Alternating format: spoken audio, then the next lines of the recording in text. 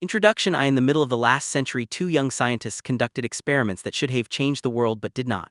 Harry F. Harlow was a professor of psychology at the University of Wisconsin, who in the 1940s established one of the world's first laboratories for studying primate behavior. One day in 1949, Harlow and two colleagues gathered 8 rhesus monkeys for a 2-week experiment on learning. The researchers devised a simple mechanical puzzle like the one pictured on the next page. Solving it required 3 steps. Pull out the vertical pin, undo the hook, and lift the hinge cover. Pretty easy for you and me, far more challenging for a 13 lb lab monkey. Harlow's puzzle in the starting left and solved right positions. The experimenters placed the puzzles in the monkeys' cages to observe how they reacted, and to prepare them for tests of their problem-solving prowess at the end of 2 weeks. But almost immediately something strange happened. Unbidden by any outside urging and unprompted by the experimenters, the monkeys began playing with the puzzles with focused determination and what looked like enjoyment. And in short order they began figuring out how the contradictions worked. By the time Harlow tested the monkeys on days 13 and 14 of the experiment, the primates had become quite adept. They solved the puzzles frequently and quickly, 2/3 of the time they cracked the code in less than 60 seconds. Now this was a bit odd. Nobody had taught the monkey show to remove the pin, slide the hook, and open the cover. Nobody had rewarded them with food, affection, or even quiet applause when they succeeded. And that ran counter to the accepted notions of how primates, including the biguraneless hairy primates known as human beings, behave. Scientists then knew that 2 main drives powered behavior. The first was the biological drive. Humans and other animals ate to sate their hunger, drank to quench their thirst, and copulated to satisfy their carnal urges. But that wasn't happening here. Solution did not lead to food, water, or sex gratification, Harlow reported. But the only other known drive also failed to explain the monkey's peculiar behavior. If biological motivations came from within, the second drive came from without, the rewards and punishments the environment delivered for behaving in certain ways. This was certainly true for humans who responded exquisitely to such external forces. If you promised to raise our pay, we'd work harder. If you held out the prospect of getting an A on the test, we'd study longer. If you threatened to dock us for showing up late or for incorrectly completing a form, we'd arrive on time and tick every box. But that didn't account for the monkey's actions either. As Harlow wrote, and you can almost hear him scratching his head, the behavior obtained in this investigation poses some interesting questions for motivation theory, since significant learning was attained, and efficient performance maintained without resort to special or extrinsic incentives. What else could it be? To answer the question, Harlow offered a novel theory, what amounted to a third drive. The performance of the task, he said, provided intrinsic reward. The monkeys solved the puzzle simply because they found it gratifying to solve puzzles. They enjoyed it. The joy of the task was its own reward. If this notion was radical, what happened next only deepened the confusion and controversy. Perhaps this newly discovered drive, Harlow eventually called it intrinsic motivation, was real, but surely it was subordinate to the other 2 drives. If the monkeys were rewarded with raisins for solving the puzzles, they'd no doubt perform even better. Yet when Harlow tested that approach, the monkeys actually made more errors and solved the puzzles less frequently. Introduction of food in the present experiment, Harlow wrote, served to disrupt performance, a phenomenon not reported in the literature. Now, this was really odd. In scientific terms, it was akin to rolling a steel ball down an inclined plane to measure its velocity, only to watch the ball float into the air instead. It suggested that our understanding of the gravitational pulls on our behavior was inadequate, that what we thought were fixed laws had plenty of loopholes. Harlow emphasized the strength and persistence of the monkey's drive to complete the puzzles. Then he noted, it would appear that this drive may be as basic and strong as the other drives. Furthermore, there is some reason to believe that it can be as efficient in facilitating learning. At the time, however, the prevailing 2 drives held a tight grip on scientific thinking. So Harlow sounded the alarm. He urged scientists to close down large sections of our theoretical junkyard and offer fresher, more accurate accounts of human behavior. He warned that our explanation of why we did what we did was incomplete. He said that to truly understand the human condition, we had to take account of this third drive. Then he pretty much dropped the whole idea, rather than battle the establishment, and began offering a more complete view of motivation. Harlow abandoned this contentious line of research and later became famous for studies on the science of affection. His notion of this third drive bounced around the psychological literature, but it remained on the periphery of behavioral science and of our understanding of ourselves. It would be 2 decades before another scientist picked up the thread that Harlow had so provocatively left on that Wisconsin laboratory table. In summer of 1969, Edward Dissey was a Carnegie Mellon University psychology graduate student in search of a dissertation topic. Dissey, who had already earned an MBA from Wharton, was intrigued by motivation, but suspected that scholars and business people had misunderstood it. So, tearing a page from the Harlow playbook, he set out to study the topic with the help of a puzzle. Dissey chose the Soma puzzle cube, a then popular Parker Brothers offering that, thanks to YouTube, retains something of a cult following today. The puzzle shown below consists of 7 plastic pieces, 6 comprising 4 1 in cubes, 1 comprising 3 1 in cubes. Players can assemble the 7 pieces in a few million possible combinations, from abstract shapes to recognizable objects. The 7 pieces of the Soma puzzle unassembled, left, and then fashioned in tune of several million possible configurations.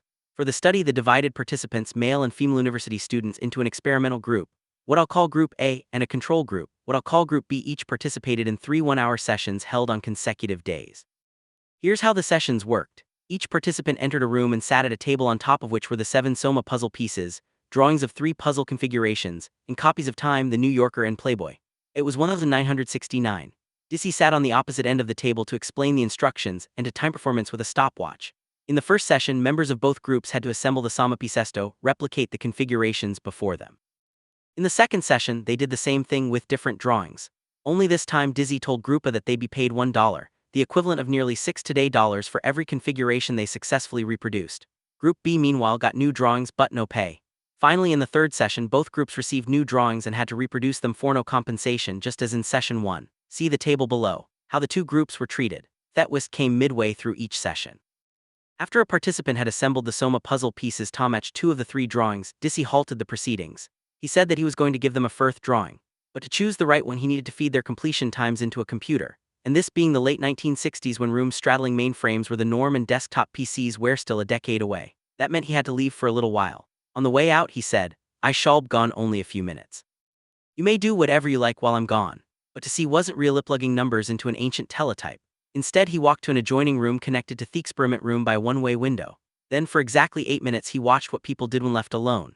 Did they continue fiddling with the puzzle, perhaps attempting to reproduce the 3rd drawing, or did they do something else? Page through the magazines, check out the center fold, stare into space, catch a quick nap. In the first session, not surprisingly, there wasn't much difference between what the Group O and Group B participants did during that secretly watched 8-minute free chase period. Both continued playing with the puzzle on average for between 3 and 1, 2 and 4 minutes, suggesting they found it at least somewhat interesting. On the second day, during which Group A participants were paid for each successful configuration, and Group B participants were not, the unpaid group behaved mostly as they had during the first free choice period. But the paid group suddenly got really interested in puzzles. On average, the people in Group A spent more than 5 minutes messing with a puzzle, perhaps getting a head start on that 3rd challenge or gearing up for the chance to earn some beer money when Dissy returned. This makes intuitive sense, right? It's consistent with what we believe about motivation. Reward me and I'll work harder. Yet what happened on the 3rd day confirmed DC's own suspicions about the peculiar workings of motivation and gently called into question a guiding premise of modern life.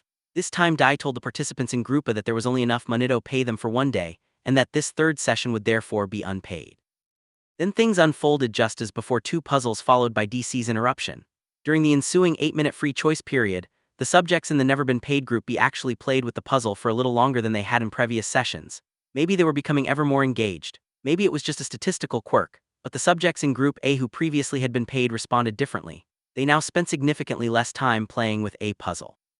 Not only about 2 minutes less than during their paid session, but about a full minute less than in the first session when they initially encountered and obviously enjoyed the puzzles.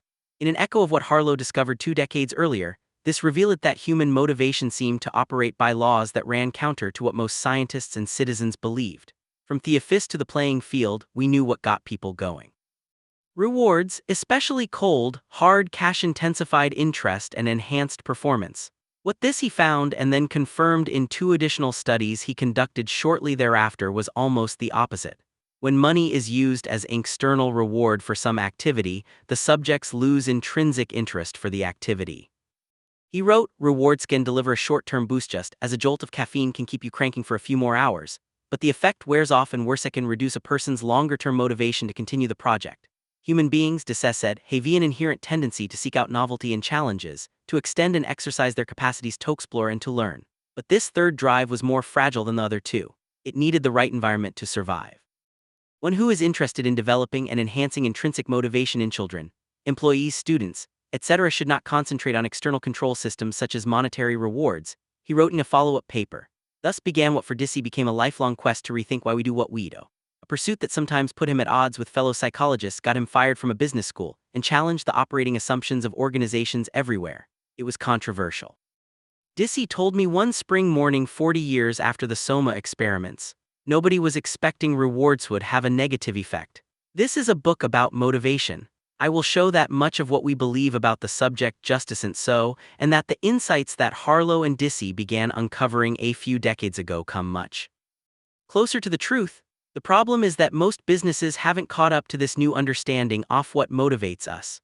Too many organizations, not just companies but governments and nonprofits as well, still operate from assumptions about human potential and individual performance that are outdated, unexamined, and rooted more in folklore than in science.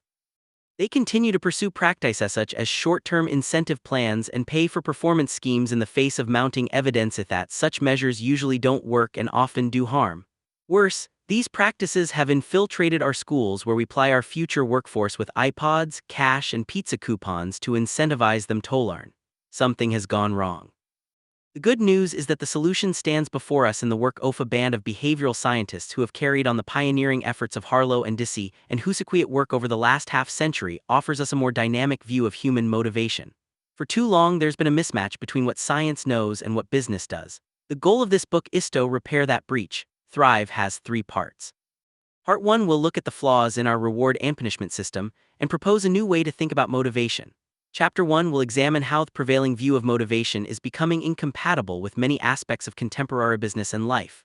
Chapter 2 will reveal the 7 reasons why carrot and stick extrinsic motivators often produce the opposite of what they set out to achieve. Following that is a short addendum. Chapter 2 that shows the special circumstances when carrots and sticks actually can be effective. Chapter 3 will introduce what I call Type 1 behavior, a way of thinking and an approach to business grounded in the science of human motivation and powered by our third drive, our innate need to direct our own lives to learn and create new things, and to do better by ourselves and our world. Part 2 will examine the 3 elements of Type 1 behavior and show how individuals and organizations are using them to improve performance and deepen satisfaction. Chapter 4 will explore autonomy, our desire to be self-directed. Chapter 5 will look at mastery, our urge to get better and better at what we do. Chapter 6 will explore purpose, our yearning to be part of something larger than ourselves. Part 3. The Type I Toolkit is a comprehensive set of resources to help you create settings in which Type 1 behavior can flourish. Here you'll find everything from dozens of exercises to awaken motivation in yourself and others, to discussion questions for your book club, to a super short summary of drive that will help you fake your way through a cocktail party. And while this book is mostly about business, in this section I'll offer some thoughts about how to apply these concepts to education and to our lives outside of work. But before we get down to all that, let's begin with a thought experiment. One that requires going back in time to the days when John Major was Britain's Prime Minister, Barack Obama was a skinny young law professor. Internet connections were dial-up and a BlackBerry was still just a fruit. Chapter 1. The Rise and Fall of Motivation. 2. It's 1995. You sit down with an economist and accomplished business school professor with a PhD in economics. You say to her, "I've got a crystal ball here that can peer 15 years into the future. I'd like to test your forecasting powers." She's skeptical, but she decides to humor you. "I'm going to describe 2 new encyclopedias, one just out, the other to be launched in a few years. You have to predict which will be more successful in 2010. Bring it," she says. The first encyclopedia comes from Microsoft. As you know, Microsoft is already a large and profitable company, and with this year's introduction of Windows 95, it's about to become an era-defining colossus. Microsoft will fund this encyclopedia. It will pay professional writers and editors to craft articles on thousands of topics. Well-compensated managers will oversee the project to ensure it's completed on budget and on time. Then Microsoft will sell the encyclopedia on CD-ROMs and later online. The second encyclopedia won't come from a company. It will be created by tens of thousands of people who write and edit articles for fun. These hobbyists won't need any special qualifications to participate, and nobody will be paid $1 or €1 or yen to write or edit articles. Participants will have to contribute their labor, sometimes 20 and 30 hours per week, for free. The encyclopedia itself, which will exist online, will also be free, no charge for anyone who wants to use it. Now you say to the economist, think forward 15 years. According to my crystal ball, in 2010, one of these encyclopedias will be the largest and most popular in the world, and the other will be defunct. Which is which? In 1995. I doubt you could have found a single sober economist anywhere on planet Earth who would not have picked that first model as the success. Any other conclusion would have been laughable, contrary to nearly every business principle she taught her students. It would have been like asking a zoologist how it would win a 200-meter foot race between a cheetah and your brother-in-law. Not even close. Sure, Thatchrig Tag band of volunteers might produce something, but there was no way its product could compete with an offering from a powerful profit-driven company. The incentives were all wrong. Microsoft stood to gain from the success of its product. Everyone involved in the other project knew from the outset that success would earn them nothing. Most important, Microsoft's writers, editors, and managers were paid. The other project's contributors were not. In fact, it probably cost them money each time they performed free work instead of remunerative labor. The question was such a no-brainer that our economist wouldn't even have considered putting it on an exam for her MBA class. It was too easy. But you know how things turned out. On October 31, 2009, Microsoft pulled the plug on MSN Carta, its disk and online encyclopedia, which had been on the market for 16 years. Meanwhile, Wikipedia, that second model, ended up becoming the largest and most popular encyclopedia in the world. Just 8 years after its inception, Wikipedia had more than 13 million articles in some 260 languages, including 3 million in English alone. What happened? The conventional view of human motivation has a very hard time explaining this result. The triumph of carrots and sticks. See computers, whether the giant mainframes and DC's experiments, the iMac on which I'm writing this sentence, or the mobile phone chirping in your pocket, all have operating systems. Beneath the surface of the hardware you touch and the programs you manipulate is a complex layer of software that contains the instructions, protocols, and suppositions that enable everything to function smoothly. Most of us don't think much about operating systems. We notice them only when they start failing. When the hardware and software they're supposed to manage grow too large and complicated for the current operating system to handle, then our computer starts crashing. We complain, and smart software developers who have always been tinkering with pieces of the program sit down to write a fundamentally better one and upgrade. Societies also have operating systems. The laws, social customs, and economic arrangements that we encounter each day sit atop a layer of instructions, protocols, and suppositions about how the world works. And much of our societal operating system consists of a set of assumptions about human behavior. In our very early days, say 50,000 years ago, the underlying assumption about human behavior was simple and true. We were trying to survive from roaming the savannah to gather food to scrambling for the bushes when a saber-toothed tiger approached. That drive guided most of our behavior. Call this early operating system motivation 1. It wasn't especially elegant, nor was it much different from those of rhesus monkeys, giant apes, or many other animals. But it served us nicely. It worked well until it didn't. As humans formed more complex societies, bumping up against strangers and needing to cooperate in order to get things done, an operating system based purely on the biological drive was inadequate. In fact, sometimes we needed ways to restrain this drive to prevent me from swiping your dinner and you from stealing my spouse. And so, in a feat of remarkable cultural engineering, we slowly replaced what we had with a version more compatible with how we'd begun working and living. At the core of this new and improved operating system was a revised and more accurate assumption. Humans are more than the sum of our biological urges. That first drive still mattered, no doubt about that, but it didn't fully account for who we are. We also had a second drive to seek reward and avoid punishment more broadly. And it was from this insight that a new operating system, call it Motivation 2, arose. Of course, other animals also respond to rewards and punishments, but only humans have proved able to channel this drive to develop everything from contract law to convenience stores. Harnessing this second drive has been essential to economic progress around the world, especially during the last 2 centuries. Consider the Industrial Revolution. Technological development, steam engines, railroads, widespread electricity played a crucial role in fostering the growth of industry, but so did less tangible innovations. In particular, the work of an American engineer named Frederick Winslow Taylor. In the early 1900s, Taylor, who believed businesses were being run in an inefficient, haphazard way, invented what he called scientific management. His invention was a form of software expertly crafted to run atop the Motivation 2 platform, and it was widely and quickly adopted. Workers this approach held were like parts in a complicated machine. If they did the right work in the right way at the right time, the machine would function smoothly. And to ensure that happened, you simply rewarded the behavior you sought and punished the behavior you discouraged. People would respond rationally to these external forces, these extrinsic motivators, and both they and the system itself would flourish. We tend to think that coal and oil have powered economic development, but in some sense the engine of commerce has been fueled equally by carrots and sticks. The Motivation 2 operating system has endured for a very long time. Indeed, it is so deeply embedded in our lives that most of us scarcely recognize that it exists. For as long as any of us can remember, we've configured our organizations and constructed our lives around its bedrock assumption. The way to improve performance, increase productivity, and encourage excellence is to reward the good and punish the bad. Despite its greater sophistication and higher aspirations, Motivation 2.0 still wasn't exactly ennobling. It suggested that in the end, human beings aren't much different from horses. That the way to get us moving in the right direction is by dangling a crunchier carrot or wielding a sharper stick. But what this operating system lacked in enlightenment, it made up for in effectiveness. It worked well, extremely well, until it didn't. As the 20th century progressed, as economies grew still more complex, and as the people in them had to deploy new, more sophisticated skills, the motivation to approach encountered some resistance. In the 1950s, Abraham Maslow, a former student of Harry Harlow's at the University of Wisconsin, developed the field of humanistic psychology, which questioned the idea that human behavior was purely the rat-like seeking of positive stimuli and avoidance of negative stimuli.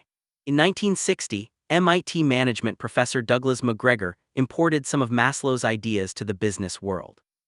McGregor challenged the presumption that humans are fundamentally inert, that absent external rewards and punishments we wouldn't do much. People have other higher drives, Hess said, and these drives could benefit businesses if managers and business leaders respected them. Thanks in part to McGregor's writing, companies evolved a bit. Dress codes relaxed, schedules became more flexible. Many organizations looked for ways to grant employees greater autonomy and to help them grow. These refinements repaired some weaknesses, but they amounted to a modest improvement rather than a thorough upgrade. Motivation 2.1. And so this general approach remained intact because it was, after all, easy to understand, simple to monitor, and straightforward to enforce. But in the first 10 years of this century, a period of truly staggering underachievement in business, technology, and social progress, Weva discovered that this sturdy old operating system doesn't work nearly as well. It crashes often and unpredictably. It forces people to devise workarounds to bypass its flaws. Most of all, it is proving incompatible with many aspects of contemporary business. And if we examine those incompatibility problems closely, we'll realize that modest updates a patch here or there will not solve the problem. What we need is a full-scale upgrade. 3 incompatibility problems. Motivation 2.0 still serves some purposes well. It's just deeply unreliable. Sometimes it works, many times it doesn't. And understanding its defects will help determine which parts to keep and which to discard as we fashion an upgrade. The glitches fall into 3 broad categories. Our current operating system has become far less compatible with, and at times downright antagonistic to, how we organize what we do, how we think about what we do, and how we do what we do, how we organize what we do. Go back to that encyclopedic showdown between Microsoft and Wikipedia. The assumptions at the heart of Motivation 2.0 suggest that such a result shouldn't even be possible. Wikipedia's triumph seems to defy the laws of behavioral physics. Now, if this all-volunteer, all-immature encyclopedia were the only instance of its kind, we might dismiss it as an aberration, an exception that proves the rule, but it's not. Instead, Wikipedia represents the most powerful new business model of the 21st century: open source. Fire up your home computer. For example, when you visit the web to check the weather forecast or order some sneakers, you might be using Firefox, a free open-source web browser created almost exclusively by volunteers around the world. Unpaid laborers who give away their product. That couldn't be sustainable. The incentives are all wrong. Yet Firefox now has more than 150 million users. Or walk into the IT department of a large company anywhere in the world and ask for a tour. That company's corporate computer servers could well run on Linux software devised by an army of unpaid programmers and available for free. Linux now powers 1 in 4 corporate servers. Then ask an employee to explain how the company's website works. Humming beneath the site is probably Apache, free open-source web server software created and maintained by a far-flung global group of volunteers. Apache's share of the corporate web server market, 52%. In other words, companies that typically rely on external rewards to manage their employees run some of their most important systems with products created by non-employees who don't seem to need such rewards. And it's not just the tens of thousands of software projects across the globe. Today you can find open-source cookbooks, open-source textbooks, open-source car design, open-source medical research, open-source legal briefs, open-source stock photography, open-source prosthetics, open-source credit unions, open-source cola, and for those for whom soft drinks once suffice, open-source beer. This new way of organizing what we do doesn't banish extrinsic rewards. People in the open-source movement haven't taken vows of poverty. For many, participation in these projects can burnish their reputations and sharpen their skills, which can enhance their earning power. Entrepreneurs have launched new and sometimes lucrative companies to help organizations implement and maintain open-source software applications. But ultimately, open source depends on intrinsic motivation with the same ferocity that older business models rely on extrinsic motivation, as several scholars have shown.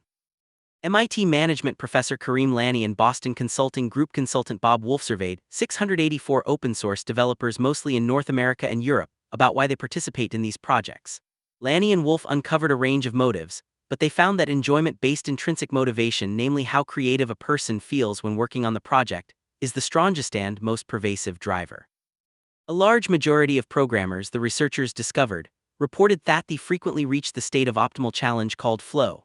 Likewise, 3 German economists who studied open source projects around the world found that what drives participants is a set off predominantly intrinsic motives, in particular, the fun of mastering the challenge of a given software problem, and the desire to give a gift to the programmer community. Motivation 2.0 has little room for these sorts of impulses. What's more, open source is only one way people are restructuring what they do along new organizational lines and to top different motivational grounds. Let's move from software code to the legal code. The laws in most developed countries permit essentially types of business organizations, profit and nonprofit. One makes money, the other does good. And the most prominent member of that first category is the publicly held corporation owned by shareholders and run by managers who are overseen by a board of directors. The managers and directors bear one overriding responsibility to maximize shareholder gain. Other types of business organizations steer by the same rules off the road. In the United States, for instance, partnerships as corporations, C corporations, limited liability corporations, and other business configurations all aim toward a common end. The objective of those who run them practically, legally, in some ways morally, is to maximize profit. Let me give a rousing, heartfelt, and grateful cheer for these business forms and the far-sighted countries that enable their citizens to create them. Without them, our lives would be infinitely less prosperous, less healthy, and less happy. But in the last few years, several people around the world have been changing the recipe and hooking up new varieties of business organizations. For example, in April 2008, Vermont became the first U.S. state to allow a new type of business called the low-profit limited liability corporation. Dubbed an L3C, this entity is a corporation, but not as we typically think of it. As one report explained, an L3 corporate is like a for-profit business generating at least modest profits, but its primary aim is to offer significant social benefits. 3 other U.S. states have followed Vermont's lead. An L3C in North Carolina, for instance, is buying abandoned furniture factories in the state, updating them with green technology, and leasing them back to beleaguered furniture manufacturers at a low rate. The venture hopes to make money, but its real purpose is to help revitalize a struggling region. Meanwhile, Nobel Peace Prize winner Muhammad Yunus has begun creating what he calls social businesses. These are companies that raise capital, develop products, and sell them in an open market, but do so in the service of a larger social mission, or as he puts it, with the profit maximization principle replaced by the social benefit principle. The fourth sector network in the United States and Denmark is promoting the for-benefit organization, a hybrid that it says represents a new category of organization that is both economically self-sustaining and animated by a public purpose. One example, Mozilla, the entity that Gavious Firefox, is organized as a for-benefit organization. And 3 U.S. entrepreneurs have invented the BC Corporation, a designation that requires companies to amend their bylaws so that the incentives favor long-term value and social impact instead of short-term economic gain. Neither open-source production nor previously unimagined not only for-profit businesses are yet the norm, of course. Anthe won't consign the public corporation to the trash heap, but their emergence tells us something important about where we're heading. There's a big movement out there that is not yet recognized as a movement. A lawyer who specializes in for-benefit organizations told the New York Times. One reason could be that traditional businesses are profit maximizers which square perfectly with motivation 2.0. These new entities are purpose maximizers which are unsuited to this older operating system because they flout its Vera principles, how we think about what we do. When I took my first economics course back in the early 1980s, our professor, a brilliant lecturer with a patent-like stage presence, offered an important clarification before she chalked her first indifference curve on the blackboard. Economics, she explained, wasn't the study of money. It was study of behavior. In the course of a day, each of us was constantly figuring the cost and benefits of our actions and then deciding how to act.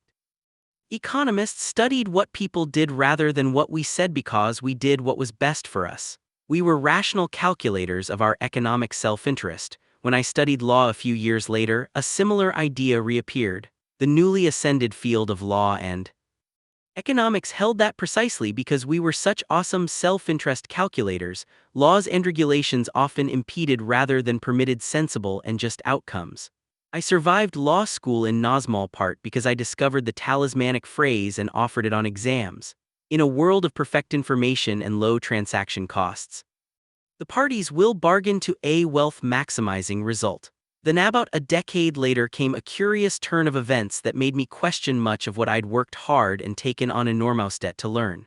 In 2002, the Nobel Foundation awarded its prize in economics to a guy who wasn't even an economist.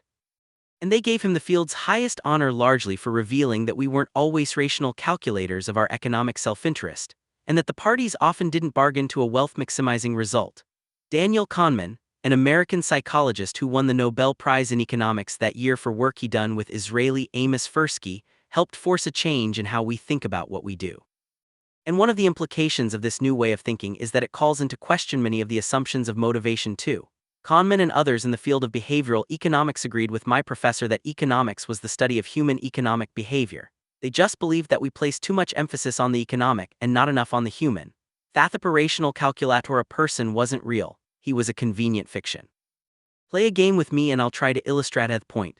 Suppose somebody gives me $10 and tells me to share it some all or none with you. If you accept my offer, we both get to keep the money. If you reject it, neither of us gets anything. If I offered you $6, keeping $4 for myself, would you take it? Almost certainly. If I offered you $5, you'd probably take that too. But what if I offered you $2? Would you take it? In an experiment replicated around the world, most people rejected offers of $2 and below. That makes no sense in terms of wealth maximization. If you take my offer of $2, you're $2 richer. If you reject it, you get nothing. Your cognitive calculator knows 2 is greater than 0. But because you're a human being, your notions of fair play or your desire for revenge or your simple irritation overrides it. In real life, our behavior is far more complex than the textbook allows, and often confounds the idea that we are purely rational. We don't save enough for retirement even though it's to our clear economic advantage to do so. We hang on to bad investments longer than we should because we feel far sharper pain from losing money than we do from gaining the exact same amount. Give us a choice of 2 television sets. We'll pick one, toss an irrelevant third choice, and we'll pick the other. In short, we are irrational and predictably so, says economist Dan Ari, author of Predictably Irrational, a book that offers an entertaining and engaging overview of behavioral economics. The trouble for our purposes is that motivation too assumes we're the same robotic wealth maximizers I was taught we were a couple of decades ago. Indeed, the very premise of extrinsic incentives is that we'll always respond rationally to them, but even most economists don't believe that anymore. Sometimes these motivators work, often they don't, and many times they inflict collateral damage. In short, the new way economists think about what we do is hard to reconcile with motivation too. What's more, if people do things for link-headed, backward-looking reasons, why wouldn't we also do things for significant-seeking, self-actualizing reasons? If we're predictably irrational, and we clearly are, why couldn't we also be predictably transcendent? If that seems far-fetched, consider some of our other bizarre behaviors. We'll leave lucrative jobs to take low-paying ones that provide a clearer sense of purpose. We work Thomaster the clarinet on weekends, although we have little hope of making a dime. Motivation 2, 0, or acquiring a mate. Motivation 1, from doing so. We play with puzzles even when we don't get a few raisins or dollars for solving them. Some scholars are already widening the reach of behavioral economics to encompass these ideas. The most prominent is Bruno Frey, an economist at the University of Zurich. Like the behavioral economists, he has argued that we need to move beyond the idea of homoeconomicist economic man, that fictional wealth-maximizing robot. But his extension goes in a slightly different direction to what he calls homoeconomicist maturist or mature economic man. This figure, he says, is more Amr in the sense that he is endowed with a more refined motivational structure. In other words, to fully understand human economic behavior, we have to come to terms with an idea at odds with motivation too. As Frey writes, intrinsic motivation is of great importance for all economic activities. It is inconceivable that people are motivated solely or even mainly by external incentives. How we do what we do. If you manage other people, take a quick glance over your shoulder. There's a ghost hovering there. His name is Frederick Winslow Taylor. Remember him from earlier in the chapter, and he's whispering in your ear. Work Taylor is murmuring consists mainly of simple, not particularly interesting tasks. The only way to get people to do them is to incentivize them properly and monitor them carefully. In the early 1900s, Taylor had a point. Today in much of the world that's less true. Yes, for some people work remains routine, unchallenging and directed by others. But for a surprisingly large number of people, jobs have become more complex, more interesting, and more self-directed. And that type of work presents a direct challenge to the assumptions of motivation 2, 0. Begin with complexity. Behavioral scientists often divide what we do on the job or learn in school into 2 categories, algorithmic and heuristic. An algorithmic task is one in which you follow a set of established instructions down a single pathway to conclusion. That is, there's an algorithm for solving it. A heuristic task is the opposite, precisely because no algorithm exists for it. You have to experiment with possibilities and devise a novel solution. Working as a grocery checkout clerk is mostly algorithmic. You do pretty much the same thing over and over in a certain way. Creating an ad campaign is mostly heuristic. You have to come up with something new. During the 20th century, most work was algorithmic, and not just jobs where you turn the same screw the same way all day long. Even when we traded blue collars for white, the tasks we carried out were often routine, that is, we could reduce much of what we did in accounting, computer programming, and other fields to a script, a spec sheet, a formula, or a series of steps that produced a right answer. But today, in much of North America, Western Europe, Japan, South Korea, and Australia, routine white-collar work is disappearing. It's racing offshore to wherever it can be done the cheapest. In India, Bulgaria, the Philippines, and other countries, lower-paid workers essentially run the algorithm, figure out the correct answer, and deliver it instantaneously from their computer to someone 6,000 m away. But offshoring is just one pressure on rule-based left-brain work. Just as oxen and then forklifts replaced simple physical labor, computers are replacing simple intellectual labor. So, while outsourcing is just beginning topic up speed, software can already perform many rule-based professional functions better, more quickly, and more cheaply than we can. That means that your cousin, the CPA, if he's doing mostly routine work, faces competition not just from $500 a month accountants in Manila, but from tax preparation programs anyone can download for $30. The consulting firm McKinsey & Co. estimates that in the United States, only 30% of job growth now comes from algorithmic work, while 70% comes from heuristic work. A key reason routine work can be outsourced or automated: artistic, empathic, non-rooting work generally cannot. The implications for motivation are vast. Researchers such as Harvard Business School's Teresa Amabal have found that external rewards and punishments, both carrots and sticks, can work nicely for algorithmic tasks, but they can be devastating for heuristic ones. Those sorts of challenges, solving novel problems or creating something the world didn't know it was missing, depend heavily on Harlow's third drive. Amabal calls it the intrinsic motivation principle of creativity, which holds in part intrinsic motivation is conducive to creativity. Controlling extrinsic motivation is detrimental to creativity. In other words, the central tenets of Motivation 2.0 may actually impair performance of the heuristic right brain work on which modern economies depend, partly because work has become more creative and less routine. It has also become more enjoyable. That too scrambles Motivation 2.0 assumptions. This operating system rests on the belief that work is not inherently enjoyable, which is precisely why we must coax people with external rewards and threaten them with outside punishment. One unexpected finding of the psychologist Mahali C6 and Molly, whom we'll encounter in Chapter 5, is that people are much more likely to report having optimal experiences on the job than during leisure. But if work is inherently enjoyable for more and more people, then the external inducements at the heart of Motivation 2 become less necessary. Worse, as Daisy began discovering 40 years ago, adding certain kinds of extrinsic rewards on top of inherently interesting tasks can often dampen motivation and diminish performance. Once again, certain bedrock notions suddenly seem less sturdy. Take the curious example of vacations. This is a business in which people pay their hard-earned money to work at another job. They use their vacation time to test drive being a chef, running a bike shop, or operating an animal shelter. The emergence of this and similar venture suggests that work, which economists have always considered a disutility, something we'd avoid unless we received a payment in return, is becoming a utility, something we pursue even in the absence of a tangible return. Finally, because work is supposed to be dreary, Motivation 2 holds that people need to be careful monitored so they don't shirk. This idea too is becoming less relevant, and in many ways less possible. Consider, for instance, that America alone now has more than 18 million of what the U.S. Census Bureau calls non-employer businesses without any paid employees. Since people in the said businesses don't have any underlings, they don't have anybody to manage or motivate. But since they don't have bosses themselves, there's nobody to manage or motivate them. They have to be self-directed. So do people who aren't technically working for themselves. In the United States, 33.7 million people telecommute at least one day a month, and 14.7 million do so every day, placing a substantial portion of the workforce beyond the gaze of a manager, forcing them to direct their own work. And even if many organizations haven't opted for measures like these, they're generally becoming leaner and less hierarchical. In an effort to reduce costs, they trim the fatty middle. That means managers oversee larger numbers of people, and therefore scrutinize each one less closely.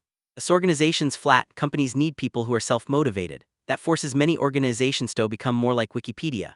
Nobody manages the Wikipedians. Nobody sits around trying to figure out how to motivate them. That's why Wikipedia works. Routine, not so interesting jobs require direction. Non-routine, more interesting work depends on self-direction. One business leader who didn't want to be identified said it plainly when he conducts job interviews. He tells prospective employees, "If you need me to motivate you, I probably don't want to hire you." To recap, Motivation 2 suffers from 3 compatibility problems. It doesn't mesh with the way many new business models are organizing what we do, because we're intrinsically motivated purpose maximizers, not only extrinsically motivated profit maximizers. It doesn't comport with the way that 21st century economics thinks about what we dope, cause economists are finally realizing that we're full-fledged human beings, not single-minded economic robots. And perhaps most important, it's hard to reconcile with much of what we actually do at work, because for growing numbers of people, work is often creative, interesting, and self-directed rather than unrelentingly routine, boring, and other-directed. Taken together, these compatibility problems warn us that something's gone awry in our motivational operating system. But in order to figure out exactly what, and as an essential step in fashioning a new one, we need to take a look at the bugs themselves. Chapter 2. 7 Reasons Carrots and Sticks Often Don't Work.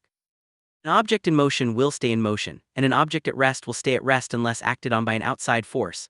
That's Newton's first law of motion. Like Newton's other laws, this one is elegant and simple, which is part of its power. Even people like me who bumbled though high school physics can understand it and can use it to interpret the world. Motivation too is similar. At its heart are two elegant and simple ideas. Rewarding an activity will get you more of it. Punishing an activity will get you less of it. And just as Newton's principles can help us explain our physical environment or chart the path of a thrown ball, motivation too. Zero principles can help us comprehend our social surroundings and predict the trajectory of human behavior. But Newtonian physics runs into problems at the subatomic level. Down there in the land of hadrons, quarks, and Charsing cat, things get freaky. The cool rationality of Isaac Newton gives way to the bizarre unpredictability of Lewis Carroll. Motivation too is similar in this regard too. When rewards and punishments encounter our third drive, something akin to behavioral quantum mechanics seems to take over and strange things begin to happen. Of course, the starting point for any discussion of motivation in the workplace is a simple fact of life. People have to earn a living. Salary, contract payments, some benefits, a few perks, or what I call baseline rewards. If someone's baseline rewards aren't adequate or equitable, her focus will be on the unfairness of her situation and the anxiety of her circumstance. You'll get neither the predictability of extrinsic motivation nor the weirdness of intrinsic motivation. You'll get very little motivation at all. But once we're past that threshold, carrots and sticks can achieve precisely the opposite of their intended aims. Mechanisms designed to increase motivation can dampen it. Tactics aimed at boosting creativity can reduce it. Programs to promote good deeds can make them disappear.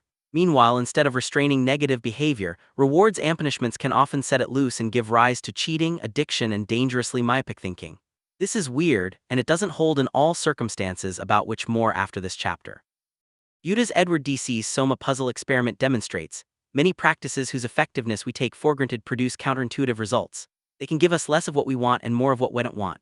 These are the bugs in motivation too, and they rise to the surface whether we're missing rupees in India, charging shekels in Israel, drawing blood in Sweden, or painting portraits in Chicago. Less of what we want. Only of the most enduring scenes in American literature offers an important lesson in human motivation. In Chapter 2 of Mark Twain's The Adventures of Tom Sawyer, Tom faces the dreary task of whitewashing Aunt Polly's 810 square ft fence. He's not exactly thrilled with the assignment. Life to him seemed hollow and existence but a burden, Twain writes. But just when Tom has nearly lost hope, nothing less than a great magnificent inspiration bursts upon him. When his friend Ben ambles by and mocks Tom for his sorry lot, Tom acts confused. Slapping paint on a fence isn't a grim chore, he says. It's a fantastic privilege, a source of intrinsic motivation. The job is so captivating that when Ben asks to try a few brushstrokes himself, Tom refuses. He doesn't relent until Ben gives up his apple in exchange for the opportunity. Soon more boys arrive, all of whom tumble into Tom's trap and end up whitewashing the fence several times over on his behalf. From this episode, Twain extracts a key motivational principle, namely that work consists of whatever a body is obliged to do and that play consists of whatever a body is not obliged to do. He goes on to write, there are wealthy gentlemen in England who drive 4-horse passenger coaches 20 or 30 on a daily line in the summer because the privilege costs them considerable money. But if they were offered wages for the service, that would turn it into work and then they would resign. In other words, rewards can perform a weird sort of behavioral alchemy. They can transform an interesting task into a drudge. They can turn play into work.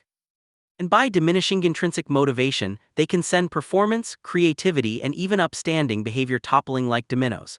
Let's call this the Sawyer effect. A sampling of intriguing experiments around the world reveals Theffer realms where this effect kicks in and shows yet again the mismatch between what science knows and what business does. Intrinsic motivation. Behavioral scientists like Dissey began discovering the Sawyer effect nearly 40 years ago, although they didn't use that term. Instead, they referred to the counterintuitive consequences of extrinsic incentives as the hidden costs of rewards. That in fact was the title of the first book on the subject, a 1978 research volume that was edited by psychologists Mark Klepper and David Green. One of Lepper and Green's early studies, which they carried out with a third colleague, Robert Nisbet, has become a classic in the field and among the most cited articles in the motivation literature.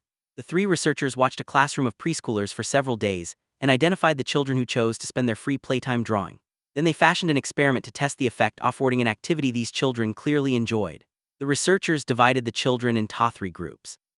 The first was the expected award group.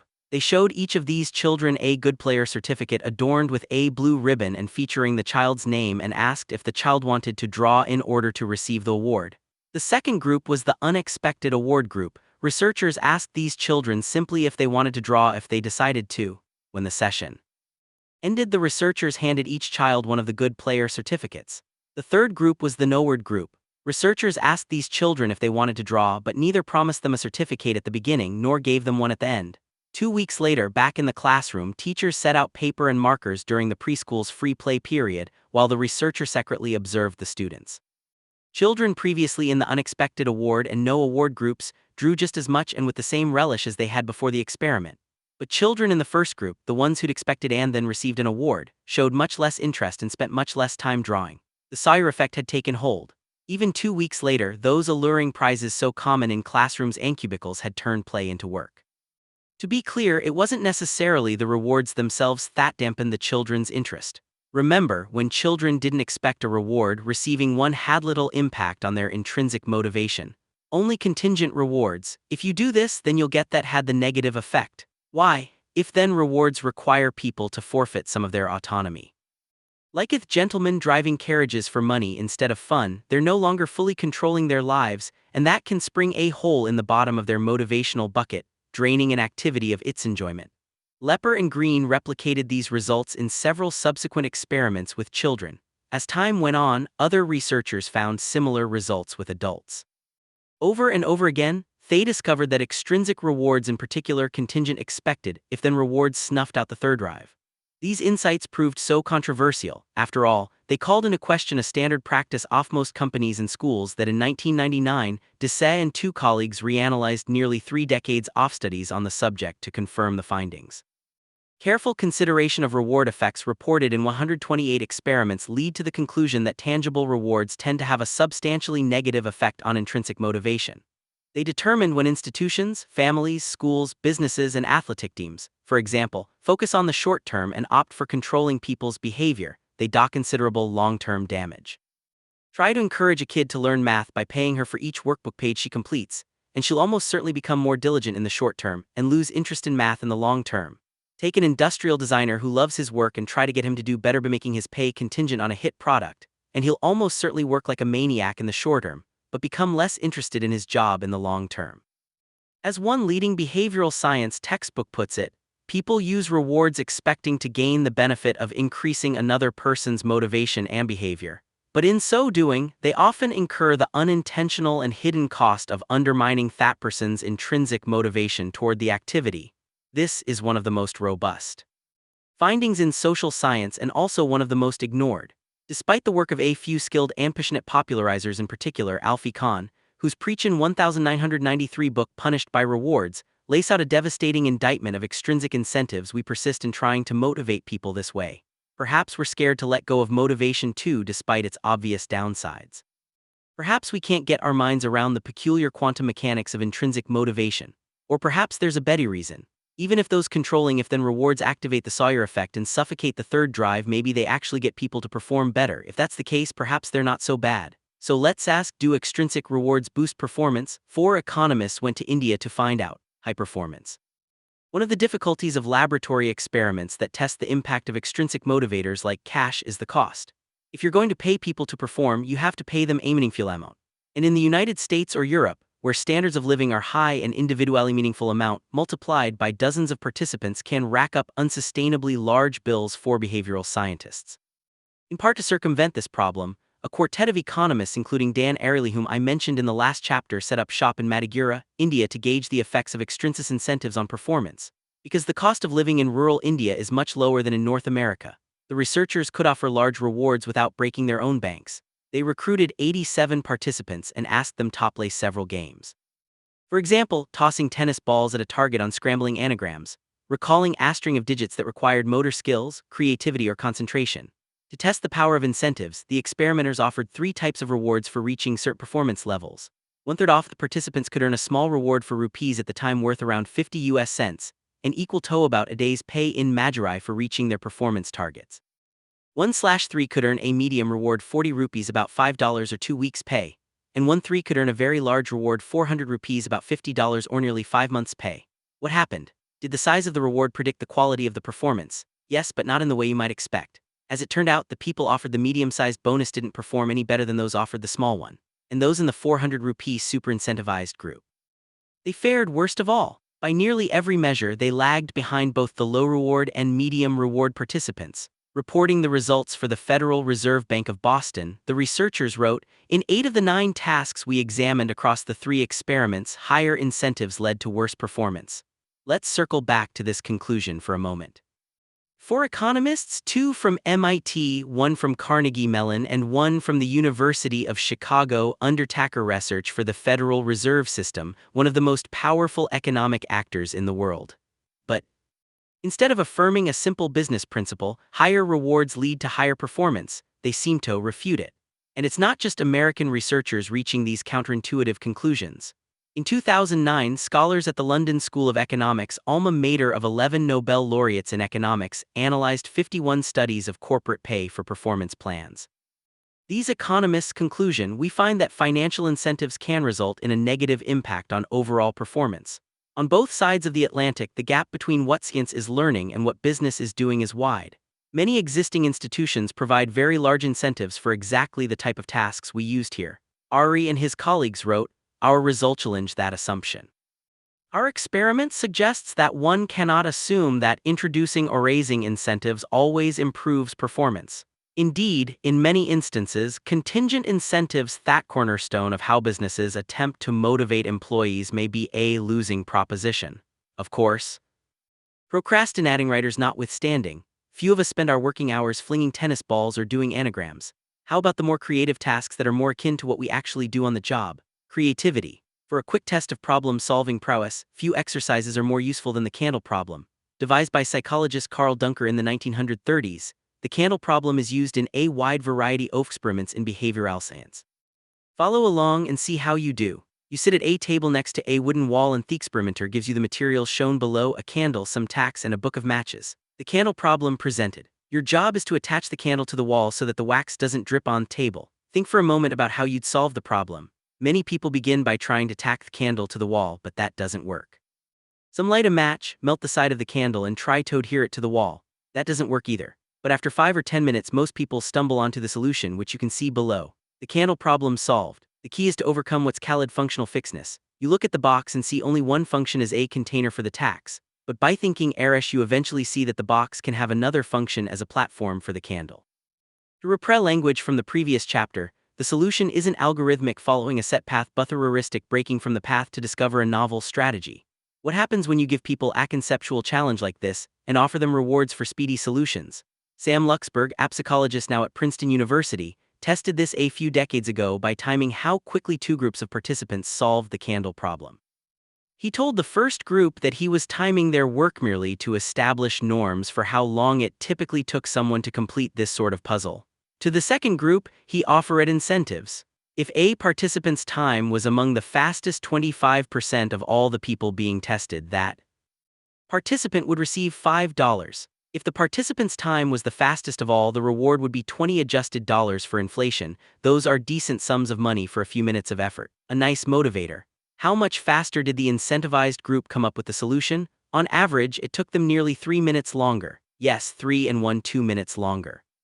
Whenever I've relayed these results to a group of business people, the reaction is almost always a loud, pained, involuntary gasp. In direct contravention to the core tenets of motivation 2, an incentive designed to clarify thinking and sharpen creativity ended up clouding thinking and dulling creativity.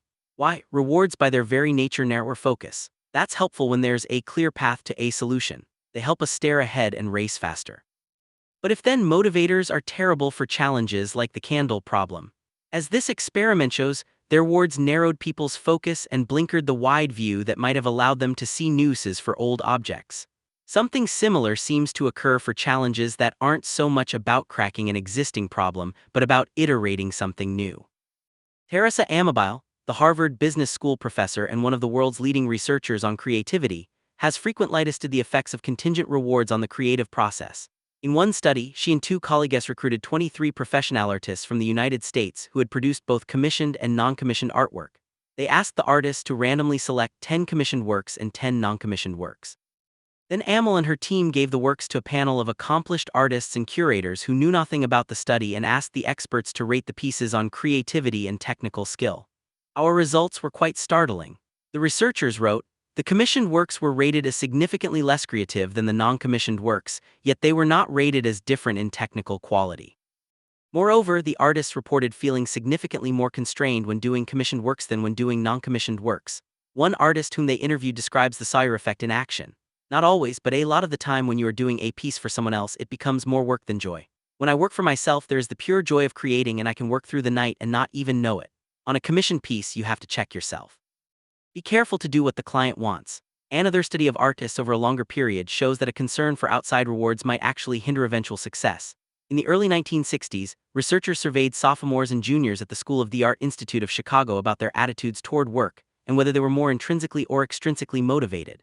Using these data as a benchmark, another researcher followed up with the students in the early 1980s to see how their careers were progressing.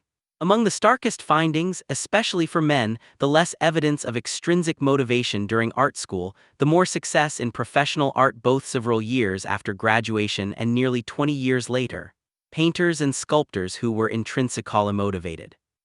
Those for whom the joy of discovery and the challenge of creation were their own rewards were able to weather the tough times and the lack of remuneration and recognition that inevitably accompany artistic careers. And that led to yet another paradox in the Alice in Wonderland world of the third drive. Those artists who pursued their painting and sculpture more for the pleasure of the activity itself than for extrinsic rewards have produced art that has been socially recognized as superior. Study said it is those who are least motivated to pursue extrinsic rewards who eventually receive them. This result is not true across all tasks. Of course, Amabile and others have found that extrinsic rewards can be effective for algorithmic tasks, those that depend on following an existing formula to its logical conclusion. But for more right-brain undertakings, those that demand flexible problem-solving, inventiveness, or conceptual understanding, contingent rewards can be dangerous. Rewarded subjects often have a harder time seeing the periphery and crafting original solutions. This too is one of the sturdiest findings in social science, especially as Amel and others have refined it over the years. For artists, scientists, inventors, school children, and the rest of us, intrinsic motivation, the drive to do something because it is interesting, challenging, and absorbing, is essential for high levels of creativity. But the if-then motivators that are the staple of most businesses often stifle rather than stir creative thinking as the economy moves toward more right-brain conceptual work.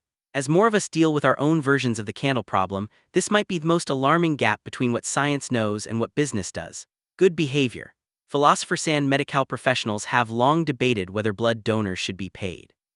Some claim that blood, like human tissue or organs, is special, that we shouldn't be able to buy and sell it like a barrel of crude oil or a crate of ball bearings. Others argue that we should shove our squeamishness because paying for this substance will ensure an ample supply. But in 1970, British sociologist Richard Titmuss, who had studied blood donation in the United Kingdom, offered a bolder speculation. Paying for blood wasn't just immoral, he said it was also inefficient. If Britain decided to pay citizens to donate, that would actually reduce the country's blood supply. It was an oddball notion, to be sure. Economists Snickeret and Titmuss never tested the idea. It was merely a philosophical hunch. But a quarter-century later, two Swedish economists decided to see if Titmuss was right. In an intriguing field experiment, they visited a regional blood center in Gothenburg and found 153 women who were interested in giving blood. Then, as seems to be the custom among motivation researchers, they divided the women into three groups. Experimenters told those in the first group that blood donation was voluntary. These participants could give blood, but they wouldn't receive a payment. The experimenters offered the second group a different arrangement. If these participants gave blood, they'd each receive 50 Swedish kroner, about $7. The third group received a variation on that second offer, a 50 kroner payment with an immediate option to donate the amount to a children's cancer charity. Of the first group, 52% of the women decided to go ahead and donate blood. They were altruistic citizens, apparently willing to do a good deed for their fellow Swedes, even in the absence of compensation. And the second group, motivation 2.0, would suggest that this group might be a bit more motivated to donate. They'd shown up, which indicated intrinsic motivation. Getting a few kroner on top might give that impulse a boost. But as you might have guessed by now, that's not what happened. In this group, only 30% of the women decided to give blood. Instead of increasing the number of blood donors offering to pay, people decreased the number by nearly half. Meanwhile, the third group, which had the option of donating the fee directly to charity, responded much the same as the first group.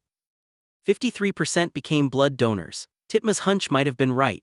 After all, adding a monetary incentive didn't lead to more of the desired behavior, it led to less. Their assonance tainted an altruistic act and crowded out the intrinsic desire to do something good. Doing good is what blood donation is all about. It provides what the American Red Cross brochures say is a feeling that money can't buy.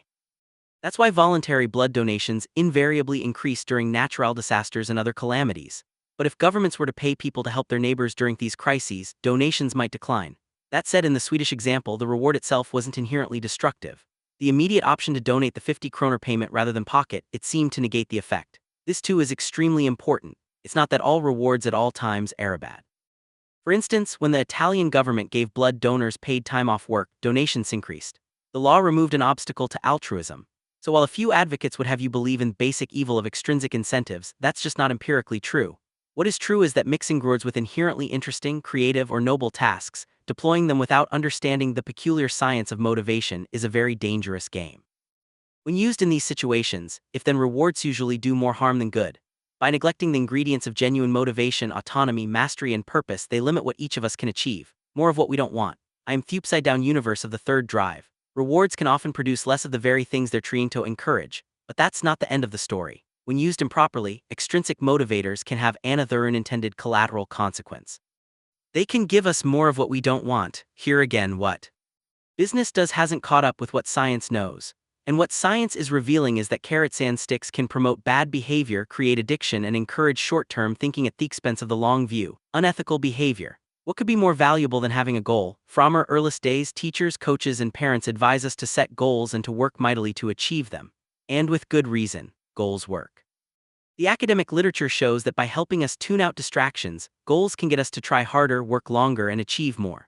But recently, a group of scholars from the Harvard Business School, Northwestern University's Kellogg School of Management, the University of Arizona's Eller College of Management, and the University of Pennsylvania's Warren School questioned the efficacy of this broad prescription.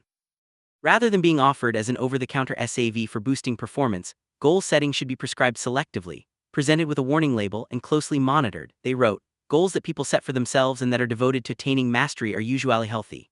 But goals imposed by other sales targets, quarterly returns, standardized test scores, and so on can sometimes have dangerous side effects. Like all extrinsic motivators, goals narrow our focus. That's one reason they can be effective. They concentrate the mind. But as we've seen, a narrowed focus exacts a cost. For complex or conceptual tasks, offering a reward can blinker the wide-ranging thinking necessary to come up with an innovative solution. Likewise, when an extrinsic goal is paramount, particularly a short-term measurable one whose achievement delivers a big payoff, its presence can restrict our view of the broader dimensions of our behavior. As the cadre of business school professors write, substantial evidence demonstrates that in addition to motivating constructive effort, goal setting can induce unethical behavior. The examples are legion. The researchers note Sears imposes a sales quota on its auto repair staff and workers respond by overcharging customers and completing unnecessary repairs. Enron sets lofty revenue goals, and the race to meet them by any means possible catalyzes the company's collapse. Ford is so intent on producing a certain car at a certain weight at a certain price, by a certain date that it omits safety checks and unleashes the dangerous Ford Pinto.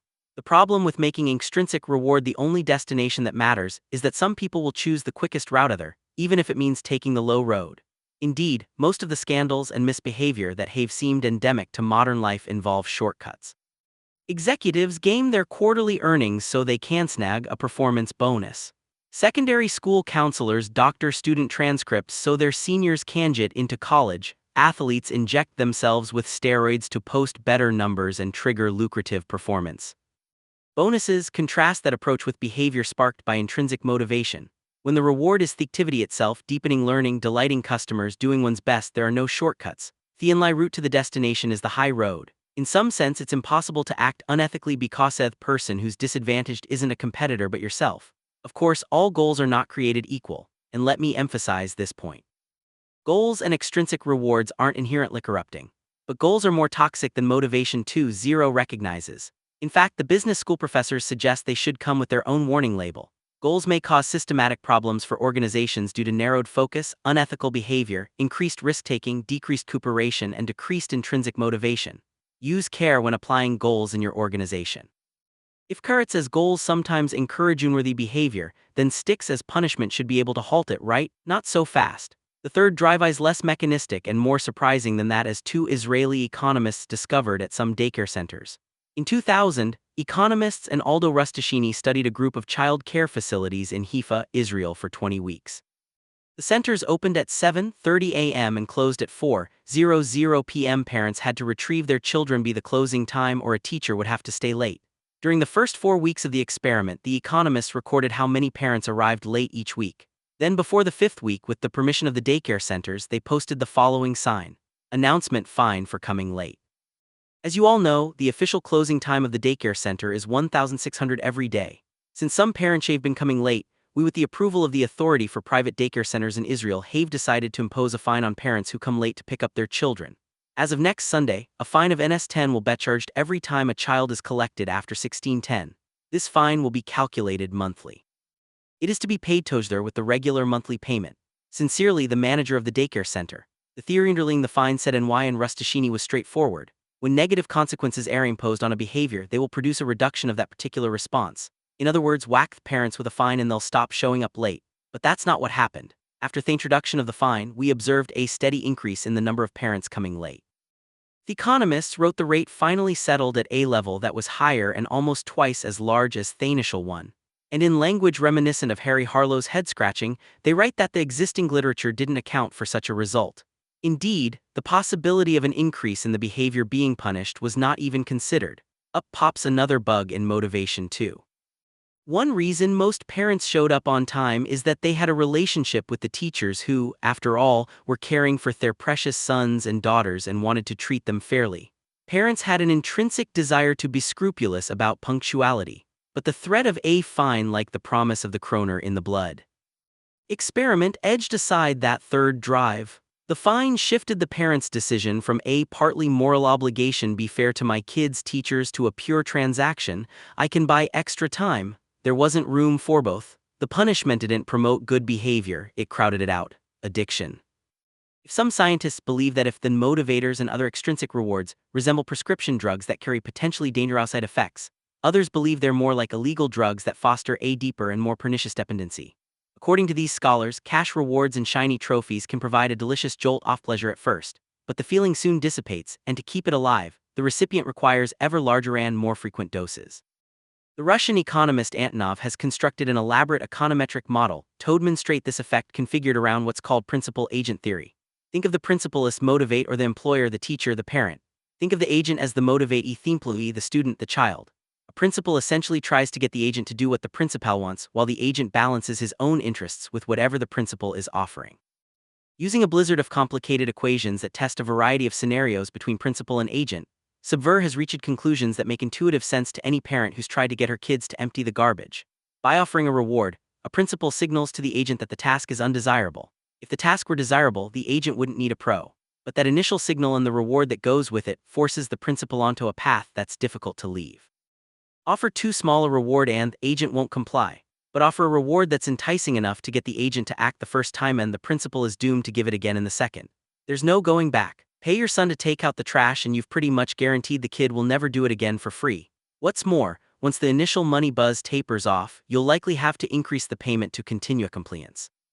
As Subaru explains, rewards are addictive in that once offered, a contingent reward makes an agent expect it whenever a similar task is faced, which in turn compels the principal to house rewards over and over again. And before long, the existing reward may no longer suffice. It will quickly feel less like a bonus and more like the status quo, which then forces the principal to offer larger rewards to achieve the same effect. This addictive pattern is not merely blackboard theory. Brian Knudsen, then a neuroscientist at the National Institute on Alcohol Abuse and Alcoholism, demonstrates much an experiment using the brain scanning technique known as functional magnetic resonance imaging, FREE. He placed healthy volunteers into a giant scanner to watch how their brains responded during a game that involved the prospect of either winning or losing money. When participants knew they had a chance to win cash, activation occurred in the part of the brain called the nucleus accumbens. That is when the participants anticipated getting a reward but not when they anticipated losing one. A burst-off brain chemical dopamine surged to this part of the brain. Nen, who is now at Stanford University, has found similar results in subsequent studies where people anticipated rewards. What makes this response interesting for our purposes is that the same basic physiological process, this particular brain chemical surging to this particular part of the brain, is what happens in addiction. The mechanism of most addictive drugs is to send a fusillade of dopamine to the nucleus accumbens. The feeling delights, then dissipates, then demands another dose. In other words, if we watch how people's brains respond, promising them monetary rewards and giving them cocaine, nicotine, or amphetamines look disturbingly similar. This could be one reason that paying people to stop smoking often works in the short run. It replaces one dangerous addiction with another, more benign one. Rewards. Addictive qualities can also distort decision-making. Nonen has found that activation in the nucleus accumbens seems to predict both risky choices and risk-seeking mistakes. Get people fired up with the prospect of rewards, and instead of making better decisions as motivation to hopes, they can actually make worse ones. As Enson writes, this may explain why casinos surround their guests with reward cues, for example inexpensive food, free liquor, surprise gifts, potential jackpot prizes. Anticipation of rewards activates the nucleus accumbens, which may lead to an increase in the likelihood of individual switching from risk-averse to risk-seeking behavior. In short, while that dangled carrot isn't all bad in all circumstances, in some instances it operates similar to a rock of crack cocaine and can induce behavior similar to that found around the craps table or roulette wheel. Not exactly what we hope to achieve when we motivate our teammates and co-workers. Short-term thinking. Think back to the candle problem again. The incentivized participants performed worse than their counterparts because they were so focused on the prize that they failed to glimpse a novel solution on the periphery. Rewards we have seen can limit the breadth of our thinking. But extrinsic motivators, especially tangible, if then ones can also reduce the depth of our thinking. They can focus our sights on only what's immediately before us rather than what's off in the distance. Many times a concentrated focus makes sense. If your office building is on fire, you want to find an exit immediately rather than ponder how to rewrite the zoning regulations. Viewed in less dramatic circumstances, fixating on an immediate reward can damage performance over time. Indeed, what our earlier examples, unethical actions and addictive behavior, have in common, perhaps more than anything else, is that they're entirely short-term. Addicts want the quick fix regardless of the eventual harm. Cheaters want the quick win regardless of the lasting consequences, yet even when they behavior doesn't devolve into shortcuts or addiction, the near-term allure of rewards can be harmful in the long run. Consider publicly held companies. Many such companies have existed for decades and hope to exist for decades more. But much of what their executives and middle managers do each day is aimed single-mindedly at the corporation's performance over the next 3 months. At these companies, quarterly earnings are an obsession. Executives devote substantial resources to making sure the earnings come out just right, and they spend considerable time and brain power offering guidance to stock analysts so that the market knows what to expect and therefore responds favorably. This laser focus on a narrow near-term slice of corporate performance is understandable. It's a rational response to stock markets that reward or punish tiny blips in those numbers, which in turn affect executives' compensation. But companies pay a steep price for not extending their gaze beyond the next quarter. Several researchers have found that companies that spend the most time offering guidance on quarterly earnings deliver significantly lower long-term growth rates than companies that offer guidance less frequently.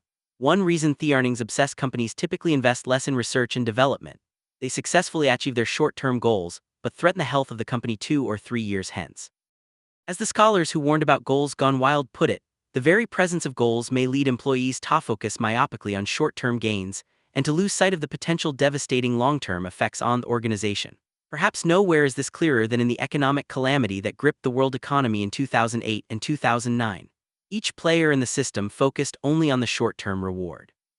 The buyer who wanted a house, the mortgage broker who wanted a commission, the Wall Street trader who wanted new securities to sell, the politician who wanted a buoyant economy during re-election and ignored the long-term effects of their actions on themselves or others. When the music stopped, the entire system nearly collapsed. This is the nature of economic bubbles. What seems to be irrational exuberance is ultimately a bad case of extrinsically motivated myopia. By contrast, the elements of genuine motivation that we'll explore later by their very nature defy a short-term view. Take mastery. The objective itself is inherently long-term because complete mastery in a sense is unattainable. Even Roger Federer, for instance, will never fully master the game of tennis. But introducing an if-then reward to help develop mastery usually backfires. That's why school children who are paid to solve problems typically choose easier problems and therefore learn less. The short-term prize crowds out the long-term learning. In environments where extrinsic rewards are most salient, many people work only to the point that triggers the reward and not further. So, if students get a prize for reading 3 books, many won't pick up a fourth, let alone embark on a lifetime of reading, just as executives who hit their quarterly numbers often won't boost earnings a penny more, let alone contemplate the long-term health of their company. Likewise, several studies show that paying people to exercise, stop smoking, or take their medicines produces terrific results at first, but the healthy behavior disappears once the incentives are removed. However, when contingent rewards aren't involved, or when incentives are used with the proper deftness, performance improves and understanding deepens. Greatness and nearsightedness are incompatible. Meaningful achievement depends on lifting one's sights and pushing toward the horizon. Carrots and sticks, the 7 deadly flaws. 1. They can extinguish intrinsic motivation. 2. They can diminish performance. 3. They can crush creativity. 4. They can crowd out good behavior. 5. They can encourage cheating, shortcuts, and unethical behavior. 6. They can become addictive. 7. They can foster short-term thinking. Chapter 2, ampersand the special circumstances when they do. See, carrots and sticks aren't all bad. If they were, Motivation 200 would never have flourished so long or accomplished so much.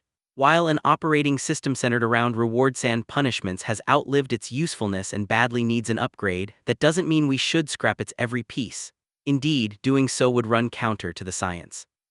The scholars exploring human motivation have revealed not only the many glitches in the traditional approach, but also the narrow band of circumstances in which carrots and sticks do their jobs reasonably well.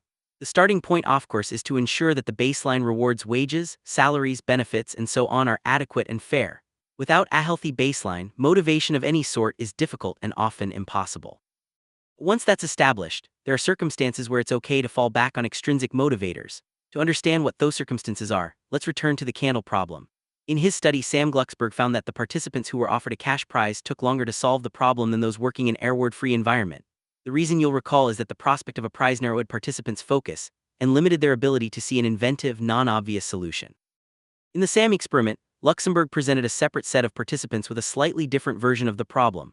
Once again, he told half of them he was timing their performance to collect data and the other half that those who posted the fastest times could win cash. But he altered things just a bit.